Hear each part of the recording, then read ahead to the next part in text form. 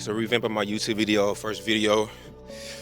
The topic today is ruling over the body. We're going with different topics every video. I'm reading a book that's giving me a different perspective on a lot of different things. So today is called Ruling Over the Body. Tune in because you're going to hear some real shit. I promise you. Who's the best baseball player to ever live? To me, it's Satchel Paige, it's Jackie Robinson, my roots, my heritage. But most people would say Babe Ruth, Joe DiMaggio, or Hank Aaron, someone of that nature, right?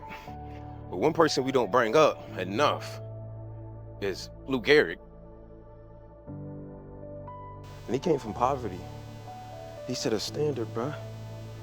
He wanted to be the best he could be so he could show people, no matter where you come from, no matter who you are, you could be the best you could be.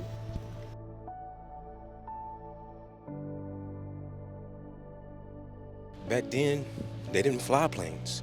They took trains and buses to get to games. He refused to miss a game because he knew how valuable he was to his team. Big thing about Lou Gehrig is the little things mattered. So like stretching, warming up before you work out, it matters. What matters the most though, when it comes to warming up, is how you're warming up. If we're about to lift explosively, different things like that, more hypertrophy, then I'm gonna do more dynamic type warm up because I'm doing a faster motion.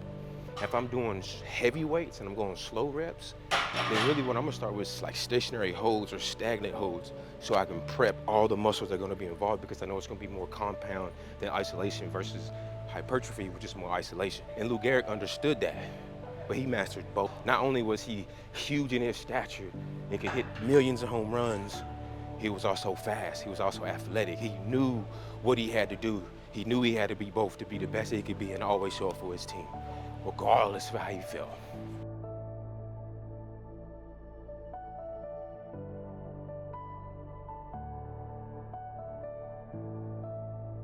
We locked in, nigga.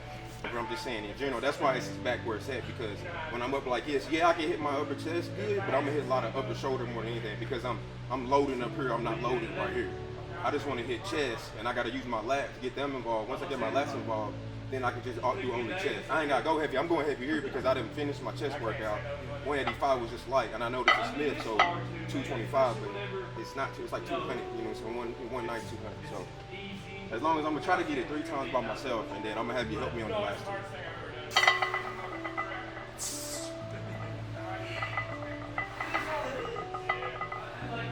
2. Woo.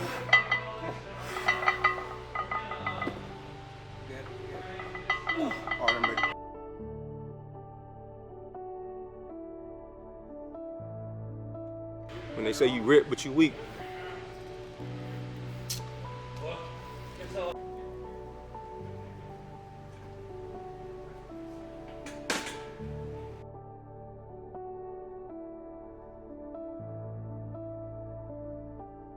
Another thing about Lou is he saw baseball as a higher calling. As gym rats, as lifters, we see lifting as a higher calling. We see it as a lifestyle change. It becomes something that helps to elevate us and make us better than we originally were. And it's up to us to take that step every single day into that calling. Like, we want the calling, but we don't want the challenge. The calling gonna cost something. You're gonna have to sacrifice something, bro. Anything that's came great towards you, you know you had to sacrifice something that you love that wasn't doing great for you.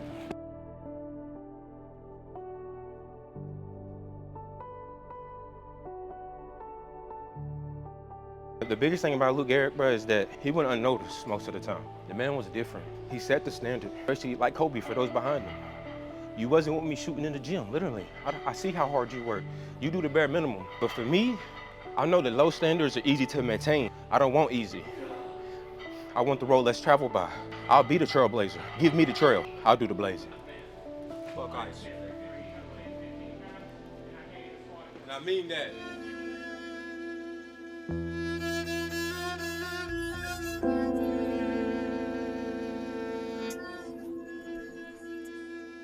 I don't want you to take my words for it. Even some of his teammates once said fitness was like a religion to him.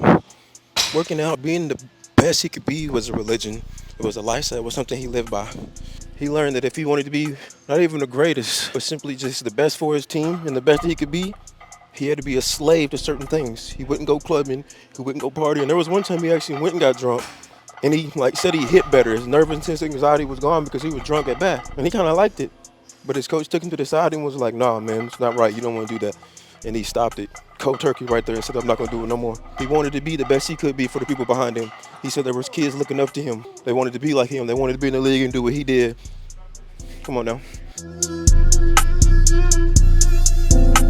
He knew he had to be valuable, not just for himself, but more importantly, for the people around him. People that were depending on him, were looking up to him. I'm in that same road, bro. So if you're following me, I appreciate you. We're gonna go together. To inspire the next. I wouldn't trust somebody that tells me not to hit a lower chest. Like, come on now. Don't hit lower chest. Are you crazy? Fuck, nigga. I'm gonna try 3. It's gonna be a beast. I went from 185 to this, so I'm testing myself. I'm pushing my limits. Like Lou Gehrig did. He pushed his limits, bro. He did what the others wouldn't do so he could do what others couldn't do. There's a bar. He did what others wouldn't do so he could do what others couldn't do. Come on. Lou Gehrig, this is for you. Yeah. Yeah. 3. Oh.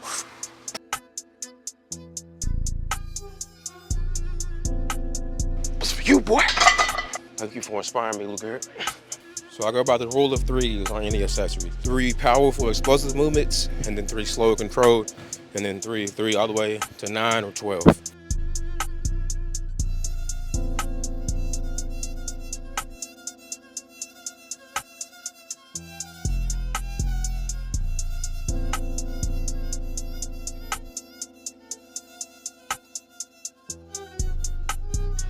A big thing that Lou Gehrig lived by is that there are going to be many people who are more talented than him, more skilled, or might have more access, but there will never be anyone who's going to work harder than him. That's got to be your mindset, bro. Ain't nobody outwork you. No matter where you come from, no matter what you have access to, the work can always be done, bro.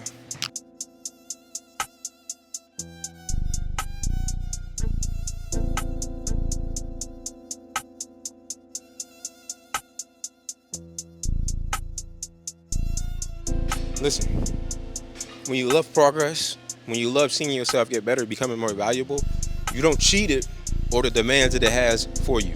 You embrace it. You build a respect for it, a respect for the hard times, a respect for the times that you get challenged to see who you really are and if you're really about it. Icky Johnson said, commitment is when you stay true to it way after the mood you had set it in has left. When life gets bad, are you going to stay true to what you said you do long before you said you do it? When you were dreaming about it, when you were wishing that you just had the chance. Now you have the chance, and you're at this point. You want to go back to where you're going to be wishing? Or are you going to start doing? That's what Lou Gehrig went by, bro. He just started doing. Just do something, man. If you get nothing out of this, just do something. And that'll get you further than where you at right now. You don't like something, you got a problem with something, do something about it, even if it's this small. A brick. Lay the fucking brick, bro. Lay the fucking brick. That's it. Let me be living proof, right? People are going to doubt you. People are going to tell you that you can't do certain things, that people where you from don't make it. They don't get that far. They don't get past this. They don't do this. Let me be living proof that you do. That you can make something out of yourself no matter where you came from, brother, no matter what you've been through. And it starts today. It starts right now, however you want to work. I tell people all the time, your value is only dependent upon how hard you're willing to work. Your value's there. It's your choice to build upon it. It's up to you, bro. Good lighting right there.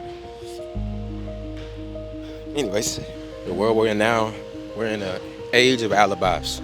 Everybody has an excuse for why they can or can't or won't or will or whatever it may be. Everybody's making excuses instead of making choices. If you want anything out of life that's worth getting, you're gonna have to get disciplined. And discipline requires sacrifices. It requires you sacrificing pleasures in order to maintain what's needed, or even build a foundation so when you do get what's needed, you can maintain it. It's hard, I get it.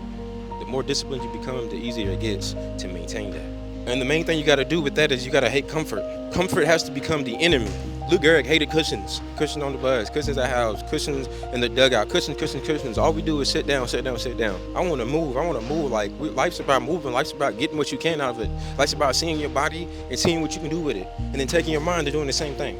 He said that you always choose to be in control. And one thing to add on that Muhammad Ali said, when a man can control his life, his physical needs and his lower self, he elevates himself. And that was powerful to me because it's very true. If you can master yourself, control yourself when you're at your lowest, when you need the most, when you're going to be the most vulnerable, you control that. You control those addictions, the things that are killing you. Ooh, you change the game. I'm not going to fold because I'm hurt. I'm not going to fold because of this. I'm not going to fold because the pressure's on me. I'm going to fold when I fold. If you love what you do, then I need to see proof. Where's the value? Where's it going? I need to see that you've been doing it consistently. And it might not be 2,000 like Lou Garrett, but it can be something. You started now, no telling where it could be, bro. So we're gonna focus on keeping that circle here. Not going all the way out like this. We're gonna drop back here, load the chest, stretch it out, and then go stupid. I already feel it where I wanted it. Like that. Stretch the chest. Close. Try to bring them together.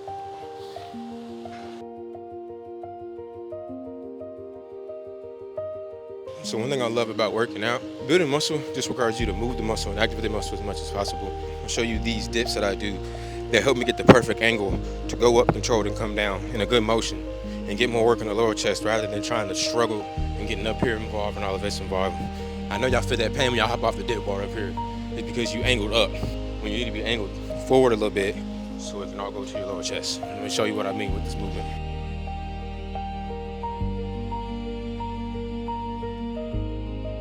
We can't run, we'll walk. If we can't walk, we'll crawl. If we can't crawl, by damn it, I will drag myself.